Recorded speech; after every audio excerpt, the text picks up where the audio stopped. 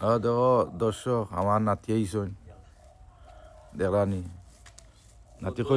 কই যেতে বন্ধু হইতে বন্ধু ই ঠান্ডার মাঝে গিয়া কিতা তাই আলিপুরা লাগে জমিন কত মান করছো এবার বুড়ো জমিন ও ফির সব ওইব নিবা দান হইব নি এবার হ্যাঁ দান হইব নি আচ্ছা ফির সাহেবে কইলিছন দান হইব কষ্ট করা সকালবেলা আমরা দোয়া করি আর যারা ভিডিও দেখরা দোয়া করবো আমার নাতির লাগি তারা সকালবেলা ঠান্ডার মাঝে সে বারোই আইসন তাই জমিনও যাইরা